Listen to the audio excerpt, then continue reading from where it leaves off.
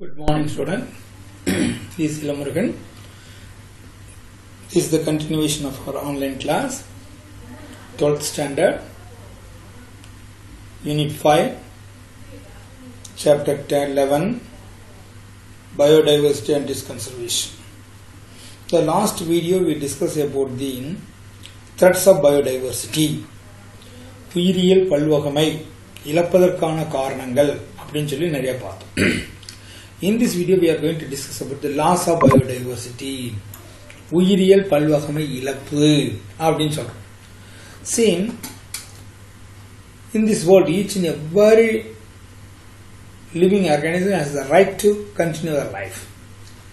Species have been evolving and dying, that means extinction, ever since in the origin of life. இந்த உலகில் உயிரினங்கள் தோன்றிய காலம் முதற்கொண்டே புதிய உயிரினங்கள் தோன்றுதலும் அவை அழிதலும் மீண்டும் புதிய உயிரினங்கள் உருவாவது இது வழக்கமாக நடக்கிறது. However, species are now become extinct at the faster rate. அந்த உயிரினங்கள் இழப்பு என்பது கடந்த காலங்களில் நடந்ததை காட்டிலும் இப்போ மிக அதிகமாக இருக்கு. This is disabilizing the ecological stability, சூழியல் நிலைத்தன்மையை மாற்றி அமைக்கிறது. And also the distribution of the biological diversity on the earth. இந்த பூமியில உயிரியல் பல்வகமையையும் சூழியல் நிலைப்பாடையும் பெருமளவில் பாதிக்கிறது அப்படிங்கிறாங்க. ஹியூமன் ஆக்டிவிட்டிஸ் இது பின்னால யார் சார் இருக்காங்க? There are two reasons. One is mainly the nature, then the human activity. When compared nowadays, when compared to the natural force, the human activity is more dangerous. It is the most important reason for the loss of biodiversity. Human activities greatly contribute to the loss of biodiversity. Natural resources such as the land, water or the organisms are indiscriminately exploited by the human beings.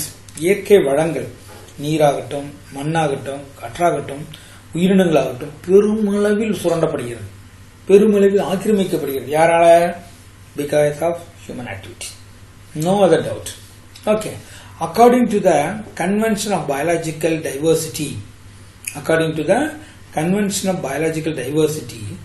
direct and indirect of human activity have the detrimental effect on the biodiversity.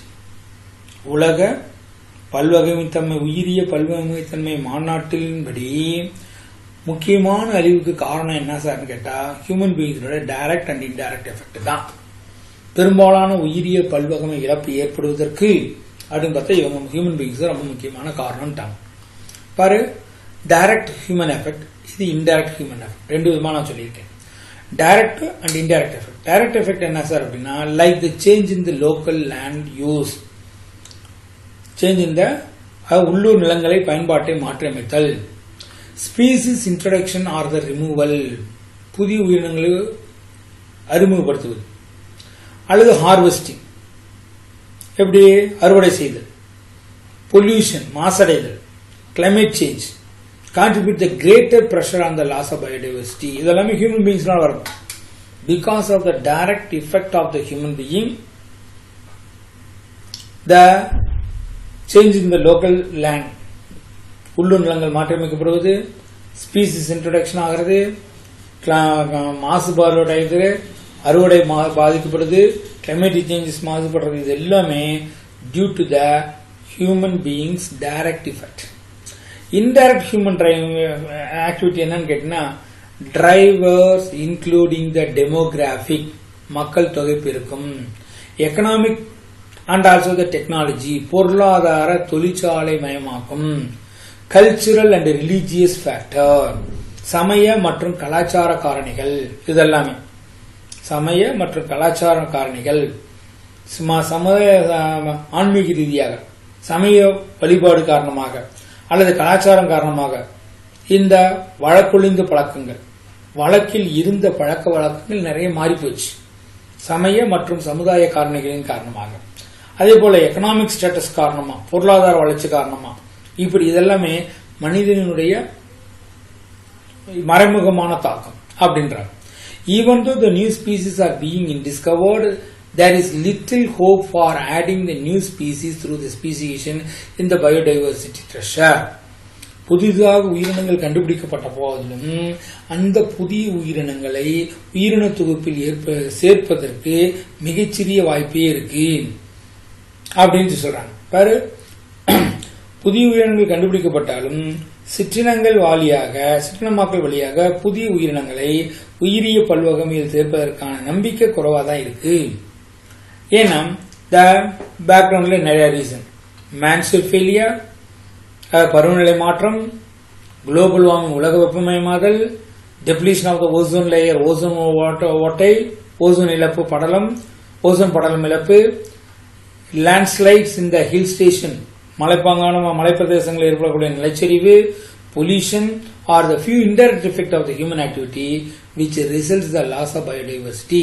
In the monsoon failure, global warming and the landslides in the hill station, pollution, depletion of the ozone, இது எல்லாமே எதனால வருது அப்படின்னா due to the indirect of human being, indirect effect of the human being. அப்ப பாரு, இங்க ஒரு point சொல்லியிருக்கோம், இங்க ஒரு பாயிண்ட் சொல்லியிருக்கோம். இங்க பாரு, indirect human activity, அதே போல இதுவும் indirect human activity தான். அடுத்தது, according to the IUCN Red List 2004 publish பண்ணாங்க. Documents of extinction of 784 species in 500 years. According to the INCU Red List published on 2004, we lost nearly 784 species of organism within 500 years. இது 1 மார்க்ல கேட்கலாம்.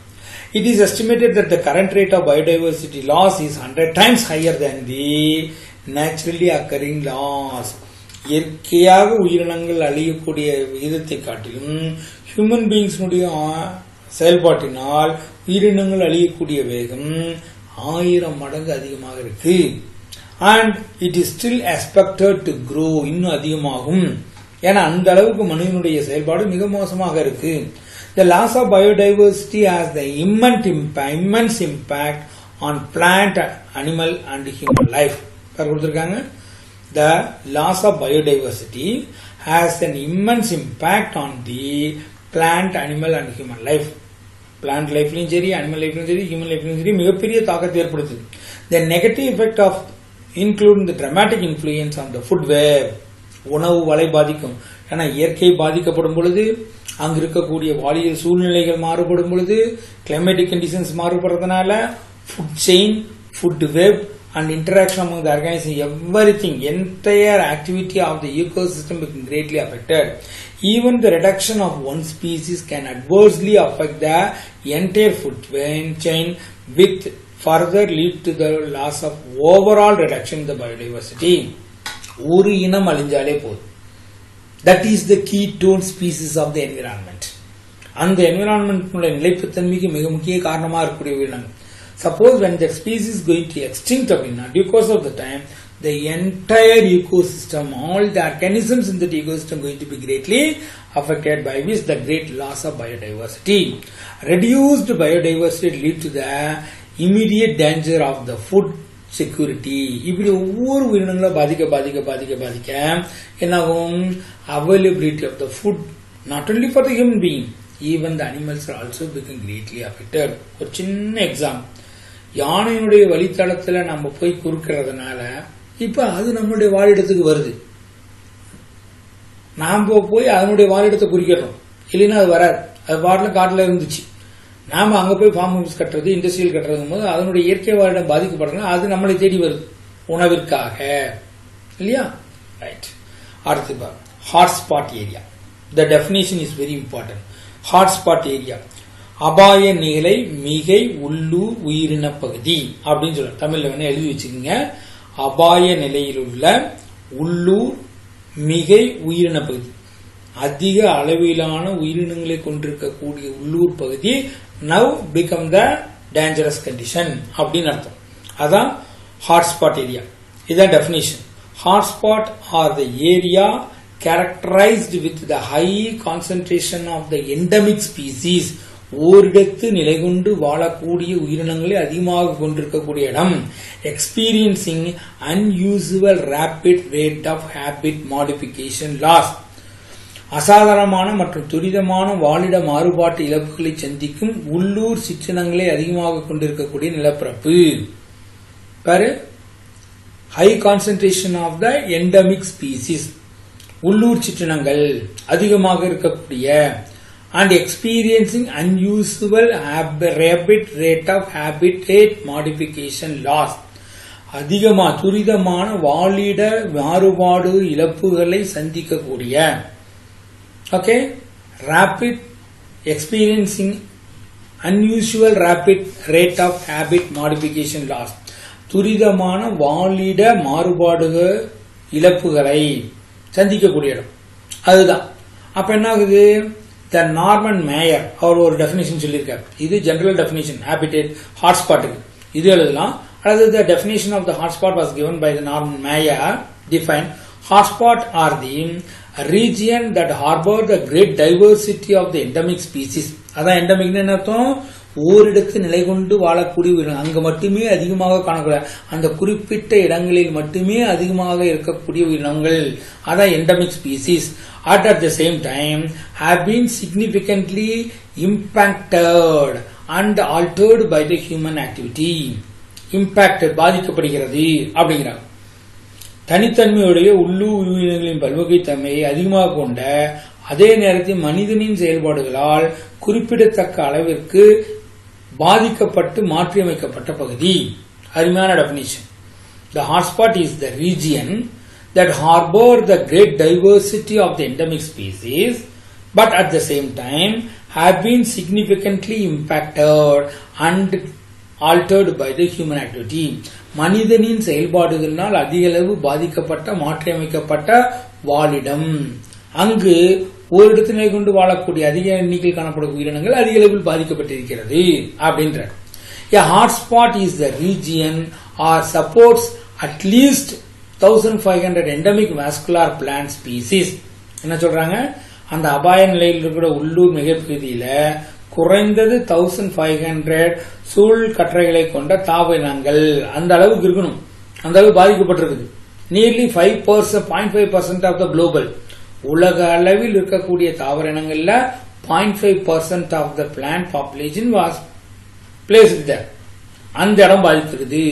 And lost more than 70% of its original vegetation. உலக அளவில் காணப்படக்கூடிய plant பாப்புலேஷன்ல 5% அங்க இருக்கு. அதாவது nearly 1500 species of varieties. அதுல nearly 70% of the vegetations are endangered. அப்படிங்கிறது தான் ஹாட்ஸ்பாட். உலக அளவில் காணப்படக்கூடிய தாவர இனங்கள்ல 5% ஆஃப் பிளான்ட் ஒரு இடத்துல இருக்கு. அது கிட்டத்தட்ட 1500 ஸ்பீசிஸ் ஆஃப் பிளான்ட்ஸ் இருக்கு, வாஸ்குலர் பிளான்ட்ஸ்.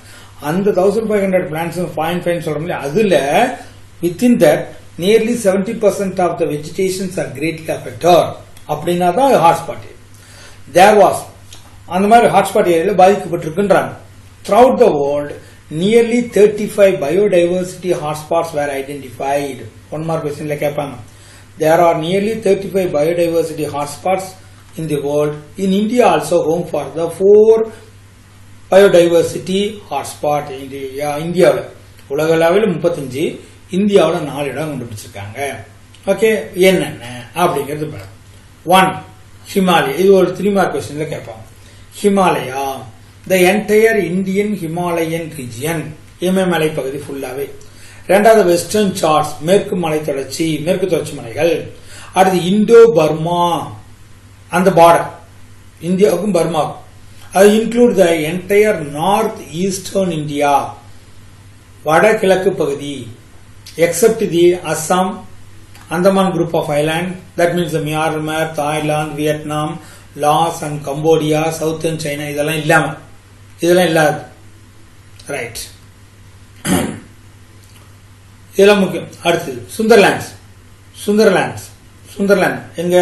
சுந்தரவன காடுகள், மேற்கு வெஸ்ட் பெங்கால் இருக்கக்கூடியது. Include the Nicobar island, that means Indonesia, Malaysia, Singapore, Brunei and Philippines. இதெல்லாமே டோட்டலா 4 பயோடைவர்சிட்டி ஹாட்ஸ்பாட் ஏரியா, உயிரிய மிகை பல்வகமை இடங்கள் இந்தியா பகுதியில் இருக்கக்கூடிய. இது ஒரு 3 மார்க் கொஸ்டின்ல கேட்பாங்க. இந்த இண்டோ பர்மா ரீஜன்ங்கிறது எங்கெங்க இருக்கு அப்படிங்கிறது 2 மார்க் கொஸ்டின் கேட்கும். அடுத்து என்டேஞ்சர்டு ஆர்கானிசம், அபாயகரமான நிலையில் இருக்கக்கூடிய, அழியும் நிலையில் இருக்கக்கூடிய அப்படின்னு அர்த்தம். இந்த வேர்டிங் நல்லா கவனிச்சுக்கணும். என்டேஞ்சர்டு ஆர்கானிசம், அழியும் நிலையில் இருக்கக்கூடிய உயிரினங்கள். A species that has been categorized as very likely to become extinct is an endangered species. இந்த டெஃபினேஷன்ல உங்களுக்கு ஷேர் பண்ணி காமிச்சிருப்பேன். A species that has been categorized as very likely to become extinct, அழியக்கூடிய நிலையில அபாயகரமான நிலையில் இருக்கக்கூடிய உயிரினங்கள். Very soon they will be extinct. That is called endangered. Extinct ஆகல, இன்னும் அழியல, ஆனா அழிவின் விளிம்பில் இருக்கக்கூடிய உயிரினங்கள் அப்படின்னு அர்த்தம். That is called endangered. And the endangered as categorized by the International Union of Conservation of Nature, அதான் IUCN சொல்றது. International Union of Conservation of Nature Red List is the second most severe conservation status for the wild population in IUCN scheme after the critically endangered அப்படின்னு சொல்றாங்க. அதாவது நல்லா கவனிச்சுங்க,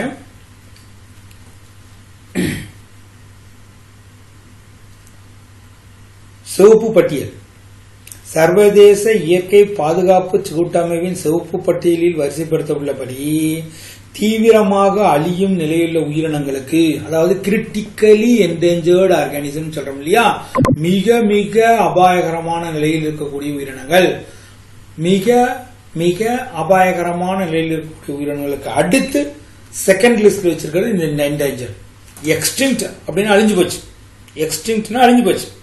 இங்க critically endangered, மிக மிக மிக அபாயகரமான நிலையில் இருக்கக்கூடிய உயிரினங்கள். அதுக்கு அடுத்தது என்ன சொன்னா அபாய நிலையில் இருக்கக்கூடிய உயிரினங்கள். அதான் சொல்றாங்க the endangered அப்படிங்கறத as categorized after the critically endangered, மிக மிக அதிக அபாயகரமான நிலையில் இருக்கக்கூடிய உயிரினங்களுக்கு அடுத்த நிலையில செகண்ட் ஸ்டேஜ்ல இந்த என்டேஞ்சர்டு வச்சிருக்காங்க. யார் வச்சிருக்கா? இந்த ரெட் லிஸ்ட், சிவப்பு பட்டியல், international union of conservation of nature red list. அந்த அமைப்பு international union of conservation of nature ஒரு ரெட் லிஸ்ட் தயாரிச்சிருக்காங்க. அதுல கிரிட்டிக்கலி என்டேஞ்சர்டு லிஸ்டுக்கு அப்புறமேல என்டேஞ்சர்டு லிஸ்ட் வச்சிருக்காங்க. அதன்படி பாத்தீங்கன்னா in 1998 there were 1102 animal and 1197 plant species in the IUCN red list. 1998 வெளியிட்டுள்ள கணக்குப்படி பார்த்தோம்னா இந்த IUCN ரெட் லிஸ்ட் படி பிரகாரம் nearly 1102 animal species, 1197 plant species are declared as the endangered. அதே 2012 ஒரு லிஸ்ட் விட்டுருக்காங்க. அதன்படி பார்த்தோம்னா nearly 3079 animal species, 2655 plant species are declared as the endangered in world. அப்போ நாளுக்கு நாள் அழிவை நோக்கி செல்லக்கூடிய உயிரினங்களுடைய எண்ணிக்கை அதிகமாயிட்டே இருக்கு அப்படிங்கிறாங்க.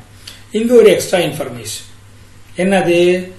one more species goes extinct. One more species goes extinct. இப்ப இங்க கொடுத்திருக்காங்க பாத்தியா, இந்த உயிரினம் இப்ப few days before டிவில கூட அனௌன்ஸ் பண்ணாங்க இந்த இனம் இழஞ்சிருச்சு. ஜார்ஜ் த ட்ரீ ஸ்னைல், நல்லா கவனிச்சுங்க.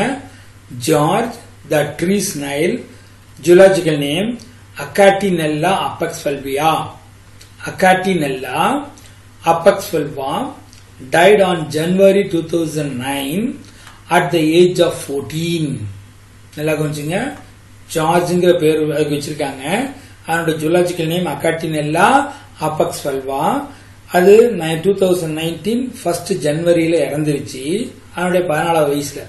It was the last snail of the species and emblematic of the loss of native Himalayan Hawaiian mollusk. Hawaii தீவில் இருக்கக்கூடிய மொலஸ்க்ல, மெல்லுடலிகள்ல நத்தை வகையை சேர்ந்ததுல இதுதான் லாஸ்ட் ஸ்னைல் வகையில. அதுவும் இழஞ்சு போச்சு. அப்ப இந்த இனம் சுத்தமா எக்ஸ்டிங்க்ட் ஆயிடுச்சு, என்டேஞ்சர்டு நிலையிலிருந்து எக்ஸ்டிங்க்ட் ஆயிடுச்சு அப்படின்னு ஒரு இன்ஃபர்மேஷன். நவ் எக்ஸ்டிங்ஷன், இப்ப நம்ம இங்க என்ன சொன்னோம், என்டேஞ்சர்டு அழிவின் விளிம்பில் இருக்கக்கூடிய, அதுக்கு முன்னாடி கிரிட்டிக்கலி என்ற மிக மிக அபாயகரமான நிலையில் இருக்கக்கூடிய, அடுத்தது அழிவின் விளிம்பில் இருக்கக்கூடியன்னு சொன்னோம். இங்க எக்ஸ்டிங்ஷன் அப்படின்னா அழிஞ்சிருச்சுன்னு அர்த்தம். ஸ்பீசிஸ் ஆர் கன்சிடர்டு எக்ஸ்டிங்க்ட் அப்படின்னா when none of its member are alive elsewhere in the world, உலகின் எந்த பகுதியிலுமே அந்த இனத்தை சார்ந்த ஒரு உயிரினம் கூட இல்ல அப்படிங்கறதுதான் எக்ஸ்டிங்ஷன். அப்படி டெஃபினேஷன் பார், species is considered extinct, that means when none of its member are alive elsewhere in the world, உலகத்துல எந்த பகுதியிலுமே இல்ல. If the individual of a species remain alive only in the captivity or other human controlled condition, that species is said to be extinct in wild.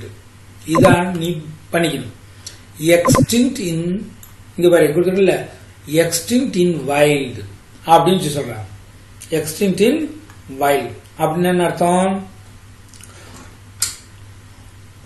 இந்த இனம் வனத்தில் அழிந்து விட்டது அப்படின்னு அர்த்தம். வனத்தில் அந்த இனம் இல்ல, அதனுடைய இயற்கையான வாழிடத்தில் இல்ல.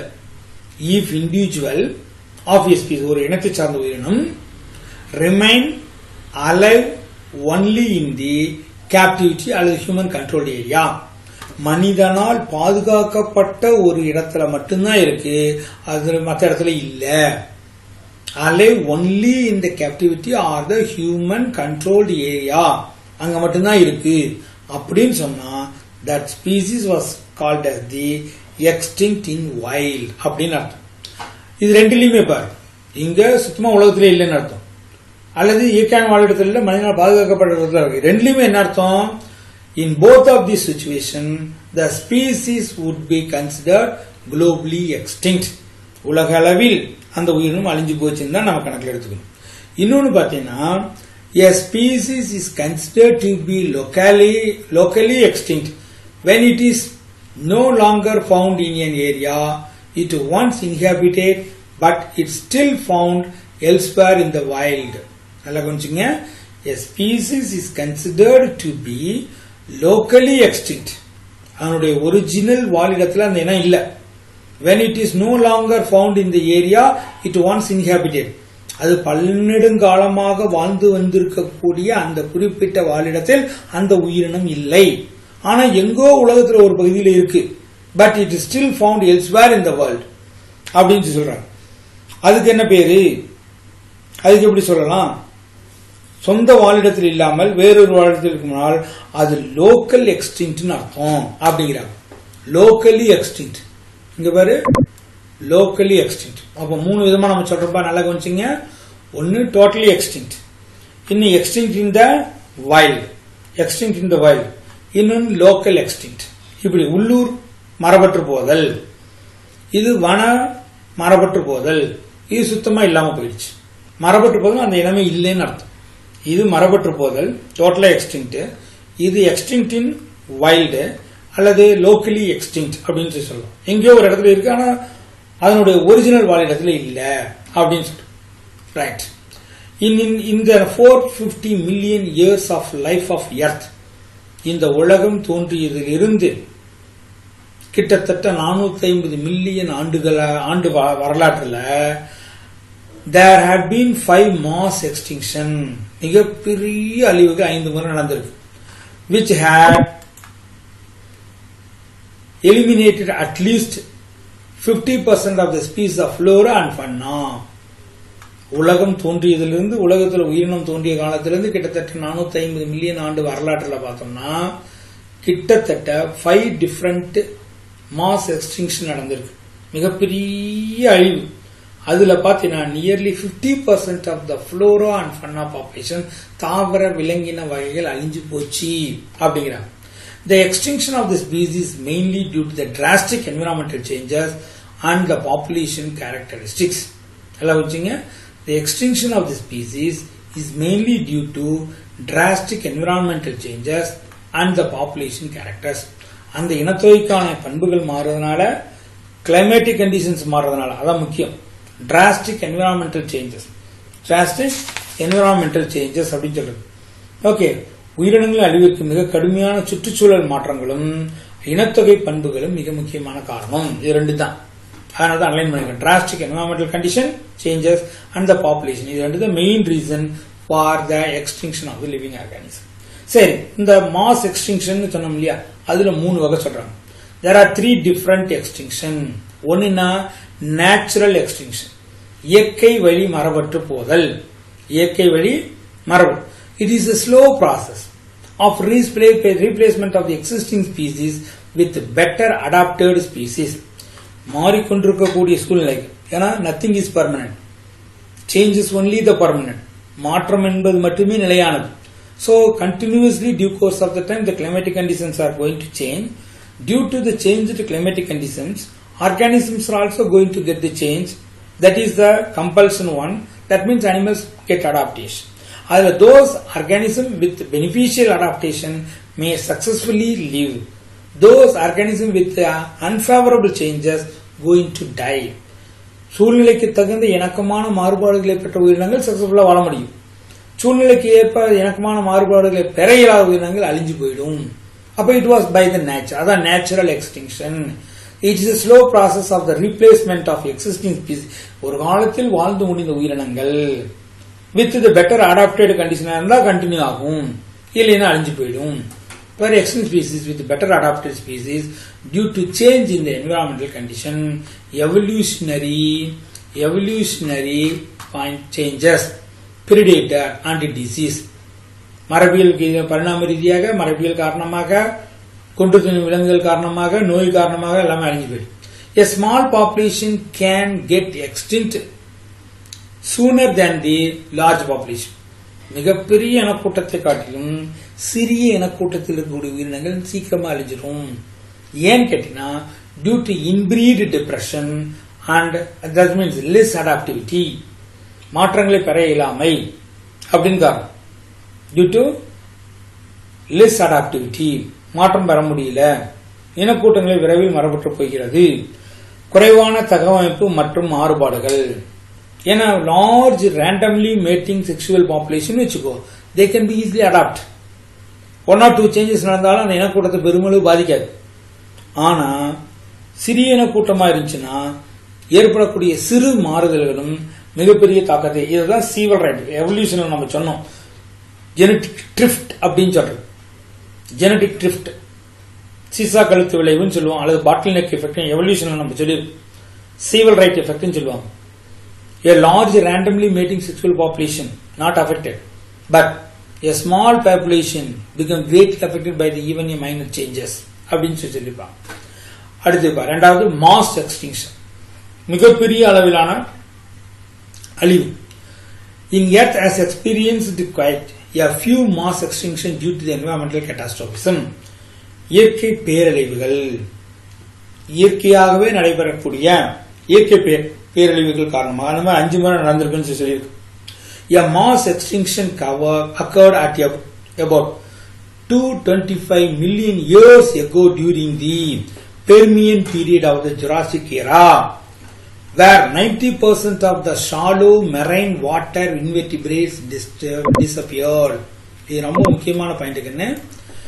A mass extinction were occurred nearly 225 million years ago. That means during the Permian period of the Jurassic era. Cenozoic era, Jurassic period. Okay. இப்பதான் இந்த உலகத்துல டைனோசர் அழிஞ்சுது. அப்போ மில்கி வேலிருந்து வந்து பூமியில் மோதிய ஒரு கல்லு, விண்கல், ஆஸ்ட்ராய்ட்ஸ், அதனால ஏற்பட்ட புழுதி புயல், அதான் இந்த உயிரினங்களால தாங்க முடியல. சீதோஷ்ண வேறுபாடு, காலநிலை மாற்றம், அதை தாங்கிக்க முடியாம டைனோசர்ஸ் எல்லாம் அழிஞ்சு போச்சு. At the time the dinosaur are the ruler of the world. அது மிஞ்சி ஆர்கானிசம் கிடையாது. அந்த காலகட்டத்தில் தான் நிறைய invertebrates, nearly 90% of the shallow water marine invertebrates. நீ நல்லா நினைச்சு பாருங்க, நான் கிளாஸ்ல பலமுறை சொல்லியிருப்பேன். The fossilized records even collected from the Arilur, Perambalur, Jayangondam area புதைப்படிவு படிமங்கள் நம்ம எடுக்கலாம். நம்ம நாமக்கல்ல இருந்து ஒரு 130 கிலோமீட்டர் கிழக்கு போனோம்னா அரியலூர் பெரம்பலூர் ஏரியா, நாமக்கல் துறையூர், அது கந்தனை போனோம்னா Ariyalur Perambalur Jayankondam. Once upon a time it was the greatest oceanic area. நான் சொல்றேன், இப்ப நம்ம புக்ல பாக்குறோமே இந்த 225 மில்லியன்ஸ் இயர்ஸ் எகோ இதெல்லாம் கடலா இருந்த பகுதி. அப்ப ஏற்பட்ட காலநிலை மாற்றத்தினால கடல் அப்படியே கொஞ்சம் கொஞ்சமா உள்ள போயிருச்சு. அப்ப அங்கு கடலில் வாழ்ந்த marine invertebrates, especially the molluscans, univalve molluscan, bivalve molluscans and also the echinoderms were died. கடல் உள்வாங்குறதுனால அங்கு வாழ்ந்த கடல் உயிரினங்கள் அப்படியே அழிஞ்சு போச்சு, செத்துடுச்சு. they become fossiled. எப்போ? nearly 225 million years ago. 1 million is equal to 10 lakhs. 225 million எகோஸ் முன்னாடி வாழ்ந்து மடிந்த உயிரினங்கள் இன்னமும் கல்லா இருக்கு. Even now also we can collected the fossilized animals from this area. Okay. அப்போ இயற்கையில் ஏற்பட்ட மிகப்பெரிய பேரழிவு அது ஒண்ணு. மூணாவது என்ன சொல்ல, இப்ப ஒரு நாளா கவனிச்சுங்க, நேச்சர்ல மெதுவா நடக்கிறது, நேச்சர்ல மாற்றங்கள் ஏற்படுறதுனால நடக்கிறது, இன்னொன்னு கிரேட் பேரழிவு. மூணாவது முக்கியம் ஆந்த்ரோபோஜெனிக் எக்ஸ்டிங்ஷன். ஆந்த்ரோபோஜெனிக்னால என்ன அர்த்தம்? மனிதனின் செயல்பாடுகளினால் ஏற்பட்டது. These are amended by the human activity like the hunting, habitat destruction, over exploitation, urbanization, industrialization. மனிதனின் செயல்பாட்டினால விலங்குகளை தாவரங்களை அழித்தல், வாழிடங்களை அழித்தல், இயற்கை வளங்களை சுரண்டுதல், நகரமயமாக்கல், தொழிற்சாலை மயமாக்கல், இப்படிலாம் காரணமா நிறைய உயிரினங்கள் அழிஞ்சு போகுது. Some example, the extinction of the dodo bird of the Mauritius and stellar seal of the Russia. கடல் பசு டோடோ பேர்ட் அவனுடைய இறைச்சிக்காக கொல்லப்பட்டது. நிறைய உயிரினங்கள் அழிச்சிட்டு. இப்ப பாத்தீங்கன்னா இந்த வேர்ல்ஸ் திமிங்கலத்தை அழிச்சிட்டு இருக்கிறான். திமிங்கலம் அவனுடைய கொழுப்புக்காக அழிச்சிட்டு இருக்கிறான். And the amphibians seem to be the higher risk of the extinction because of habitat destruction. நல்லா கொஞ்சம் முக்கியமான point. amphibians seems to be the higher risk. மற்ற இன உயிரினங்களை காட்டிலும் இருவாழ்விகள் அதிக அளவு பாதிக்கப்படுது. ஏன்னா இருவாழ்விகள் சொல்லும் போது அவருடைய ஹேபிடேட் எங்க both land and also the water.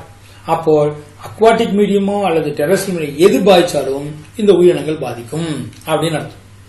The most serious aspect of the loss of biodiversity is what? Extinction of the species.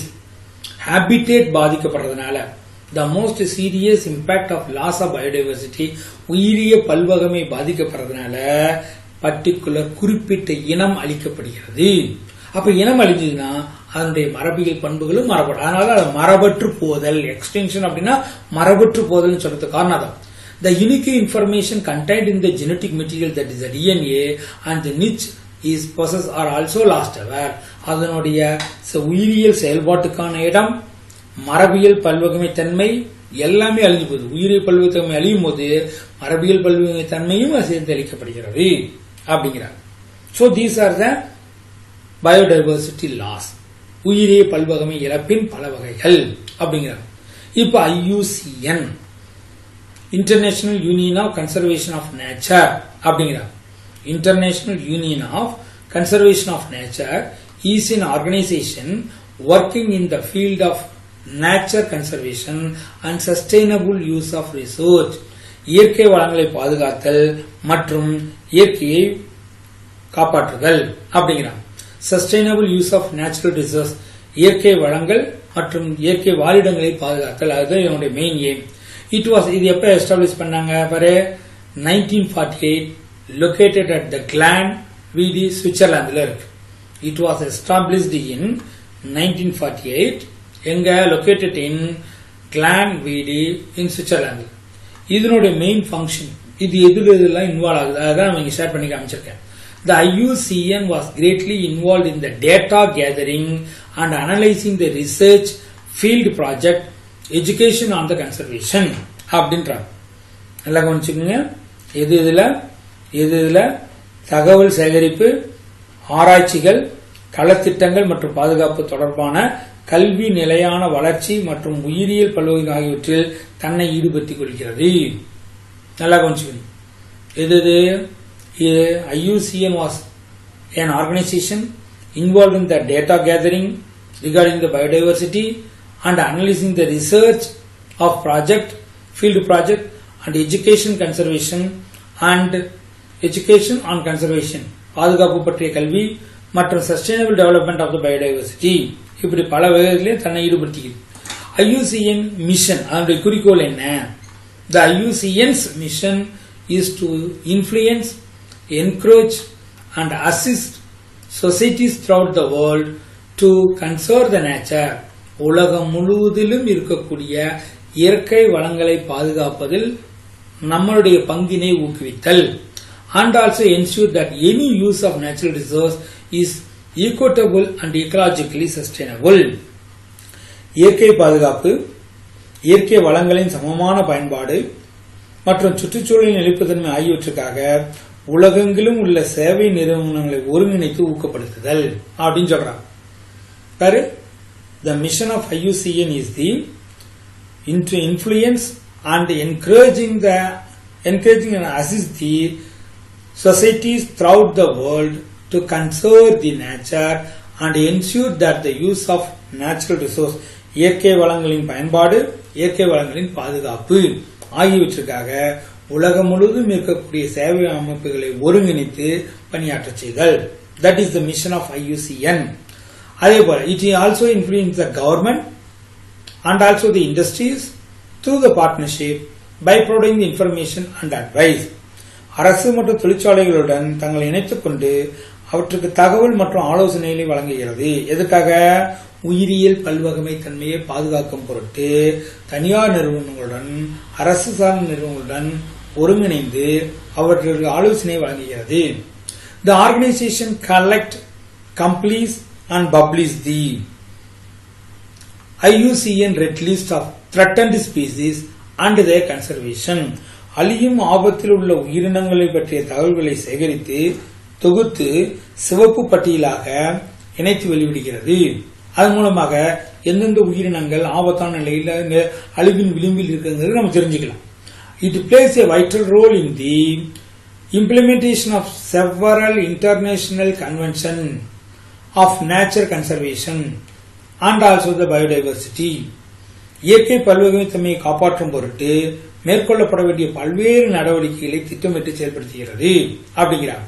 பாரு, இது it plays a vital role in the implementation of the several international convention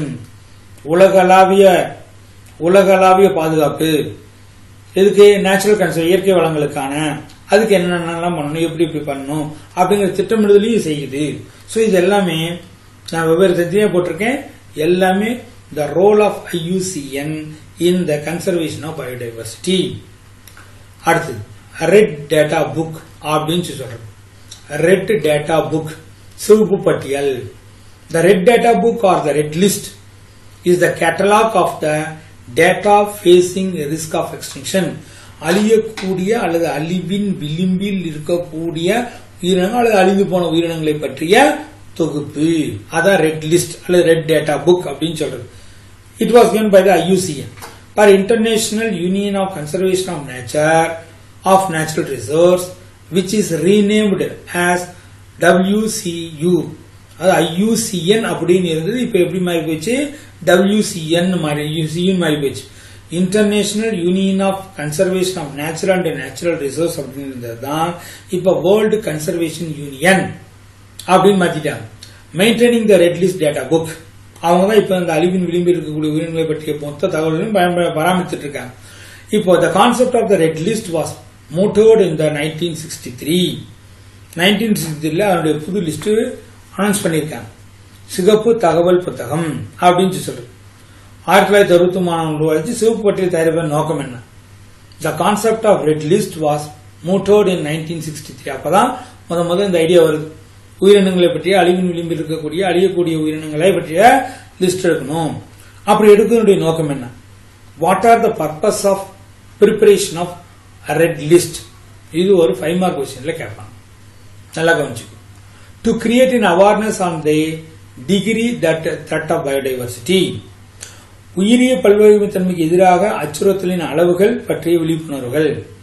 உயிரிய பல்வகைமைத்தன்மை இழப்பிற்கான அச்சுறுத்தலாக இருக்கக்கூடிய காரணங்கள் எவை என்பதை பற்றி மக்களிடையே ஒரு விழிப்புணர்வு. Identification and the documentation of the species that are at the high risk of extinction. மிகப்பெரிய அழிவின் விளிம்பில் அபாயகரமான நிலையில் இருக்கக்கூடிய உயிரினங்களை பற்றிய தொகுப்பு. Provide the global index on declining the biodiversity. குறைந்து வரும் உயிரிய பல்வகைமைக்கு உலகளவில் குறியீட்டு எண்களை வழங்குதல். அதுக்கு ஒரு ட்ரேட்மார்க் என்ன குறியீட்டு என்ன கொடுத்தது, இந்த இனம் அழிவு நிலைமையில் இருக்கு, எல்லாரும் ஞாபகம் வச்சிருக்க முடியல. அடுத்து preparing the conservation priorities and help in conservation action. பாதுகாப்பு தேவைப்படும் உயிரினங்களின் பட்டியலுக்கு முன்னுரிமை கொடுத்து அதன் அடிப்படையில் பாதுகாப்பு செயல்பாடுகளை வழிவகை செய்தல். எந்தெந்த உயிரினங்கள் எந்தெந்த அழியக்கூடிய நிலைமையில இருக்கு, எதுக்கு முக்கியத்துவம் கொடுக்கணும், எப்படி கொடுக்கணும் என்னங்கிறத பத்திலாம். அடுத்து information of the international agreement on conservation of the biological diversity. பல்வகைமைத்தன்மை மற்றும் தொடர்புடைய பல்வகைமைத்தன்மையினுடைய பாதுகாப்பு தொடர்புடைய சர்வதேச உடன்படிக்கைகள், பல்வேறு நாடுகளுக்கு ஏற்படக்கூடிய உடன்படிக்கைகள்.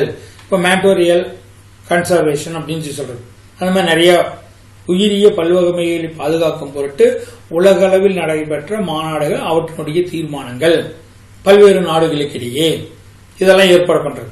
இது எல்லாமே யாரோட வேலை? IUCN அவங்களுடைய வேலை. அவங்க தான் இந்த ரெட் லிஸ்ட ரெடி பண்ணாங்க. ரெட் லிஸ்ட் டேட்டா இப்ப அதனுடைய பேர் இருக்குது, IUCN இருந்தது, இப்போ WCUO மாதிரி இருக்கு.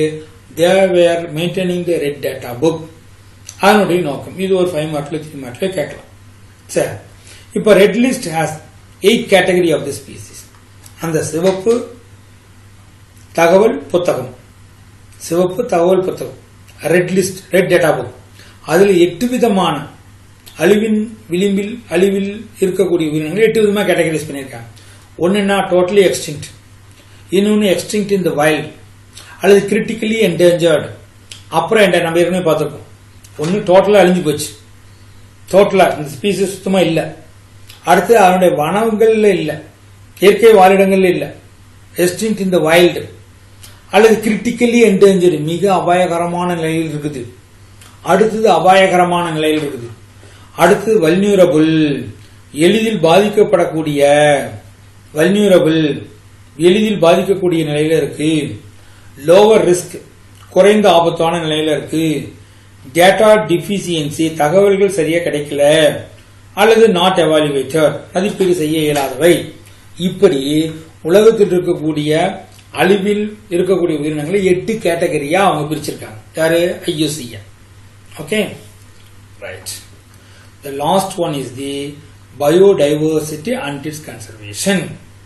உயிரிய பல்வகைமையை எவ்வாறு பாதுகாக்கலாம்? முதல்ல என்ன பார்த்தோம்? உயிரிய பல்வகைமை இழப்பிற்கான காரணங்கள். அடுத்து உயிரிய பல்வகைமை இழப்பு. இப்போ உயிரிய பல்வகைமை பாதுகாப்பு பார்க்கும். The conservation of the biodiversity. Okay, that is in the next video. Okay, thank you.